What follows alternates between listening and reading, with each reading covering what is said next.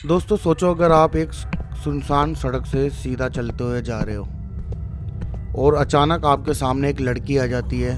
और वो लड़की कुछ इस तरीके की दिखती है जैसे कि उसने एक ट्रेंच कोट पहना हुआ है और उसने अपने फेस पे मास्क लगाया हुआ है, और आपसे वो एक ऐसा सवाल पूछती है जिसको सुनकर आपको अजीब लगता है। वो सवाल पूछती है कि क्या मैं सुंदर हूँ?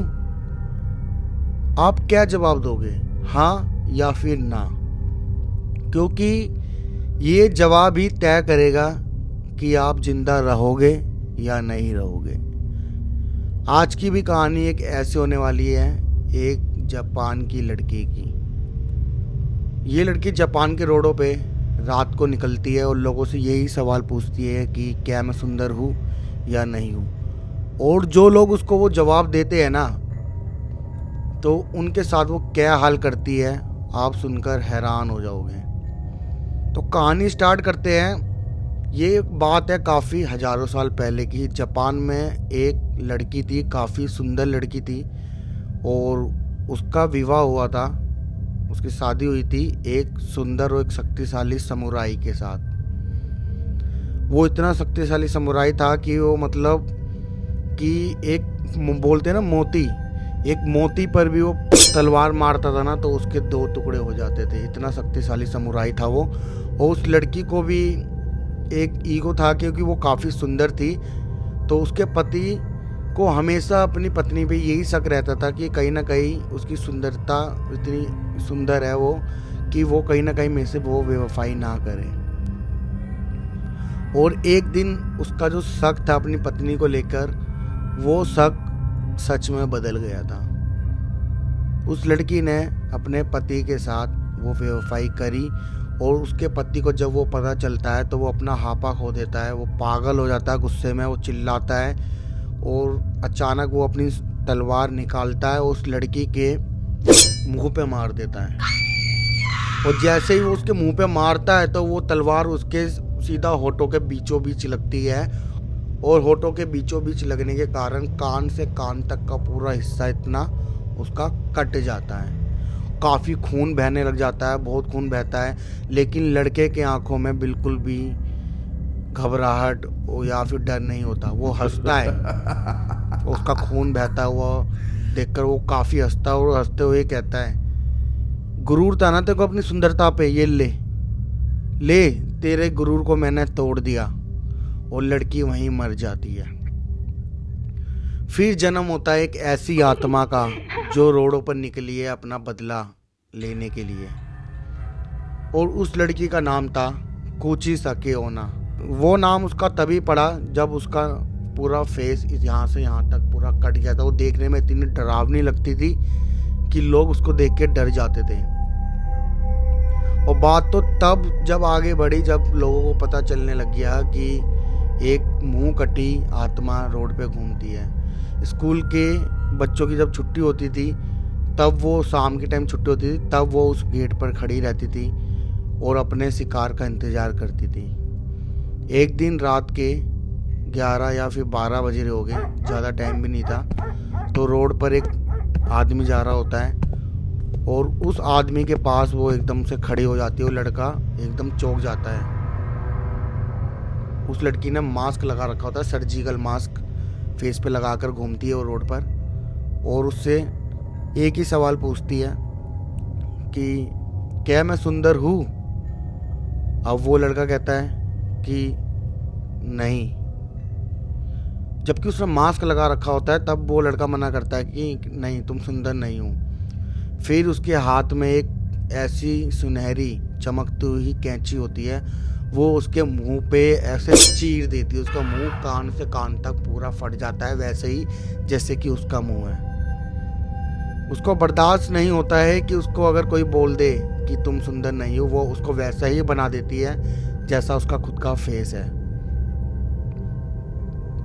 ऐसे ही उसको एक स्कूल का बच्चा मिलता है। शाम को छुट्टी होती है 6-7 बजे, तो वो अपनी बस लेकर घर पहुंचता है। तो रात के 8 सवा 8 बज जाते हैं। तो रात को उस बच्चे के पास जाकर वो यही सवाल पूछती है कि क्या मैं सुंदर हूँ?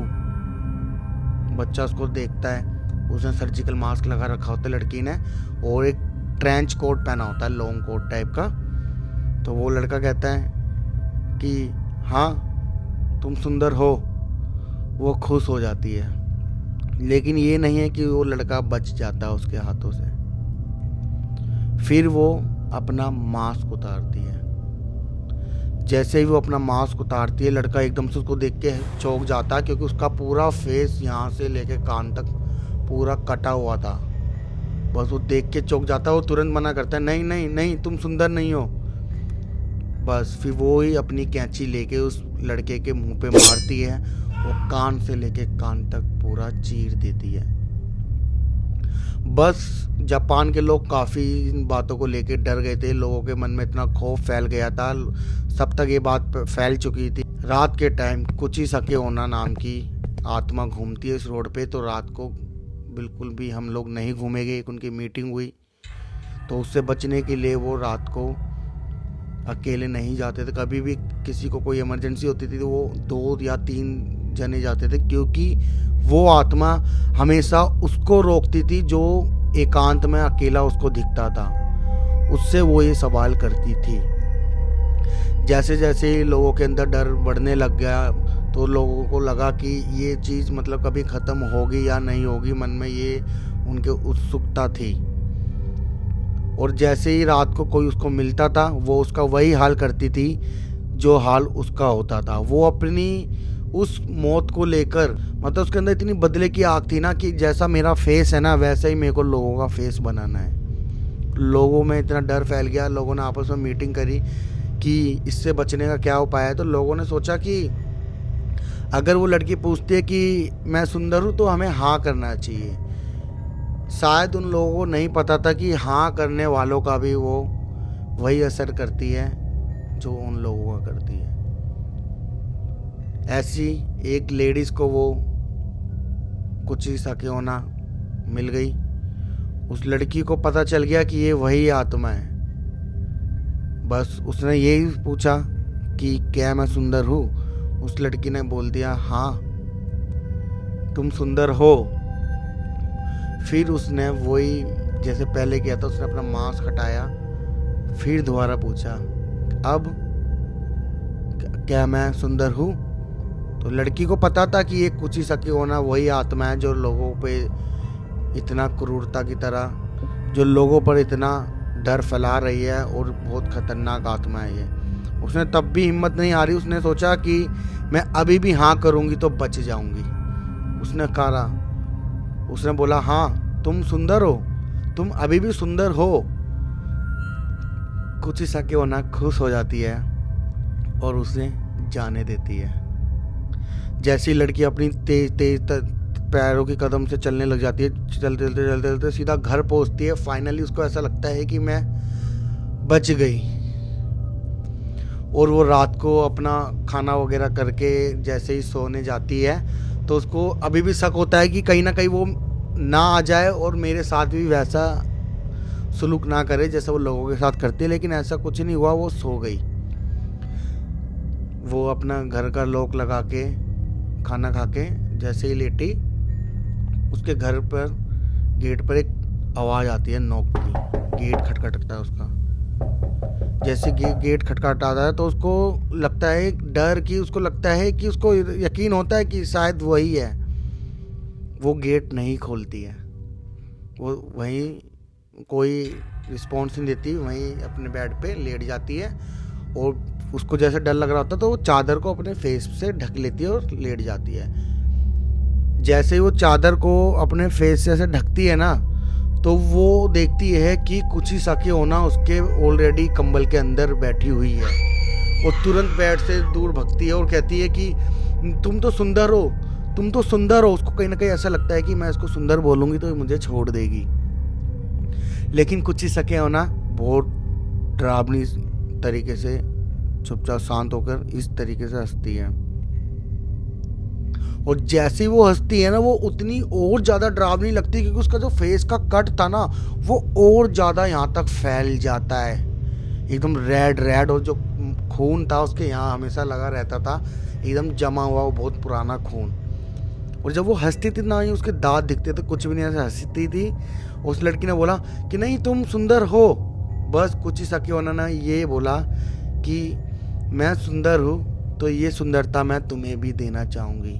वो अपनी कैंची निकालती है और मार देती है उसके मुंह पर, और पूरा खून जैसे उसके मारती है उसका पूरा मुंह से खून उसके मुंह पे लगता है। कुची साकी लड़की पे, उस आत्मा पे उसके पूरा मुंह पे खून आता है, और जैसे उसके ऊपर खून आता है वो उतनी ज़्यादा और डरावनी लगती है, और फिर वो ऐसे नीचे गर्दन देख के हंसती है, और दूसरी वाली लड़की का फेस भी सेम उसी की तरह हो जाता है, और वहाँ से वो चले जाती है। जब सुबह होती है तो लोगों की भीड़ जमा होती है, तो लोगों की भीड़ में लोग समझ जाते हैं कि इसका भी फेस उसी तरीके से कटा हुआ है, तो ये उसी आत्मा के काम है, कुची साकी की। तो लोग काफ़ी डर जाते हैं कि अगर हम ना करें तो हमें वो मार रही है, अगर हम हाँ करें तब वो हमें मार रही है, तो क्या ही हो सकता है। तो माना जाता है कि आज भी जापान का बच्चा बच्चा इस नाम से डरता है, कुची साकी के नाम से। वहाँ के हर एक घर के बच्चे को डराया जाता है इसी नाम से कि कुची साकी आ जाएगी रात को, घर के बाहर मत जा। तो मतलब उस लड़की ने इतना डर फैला दिया था कि लोग इतना डरने लग गए थे।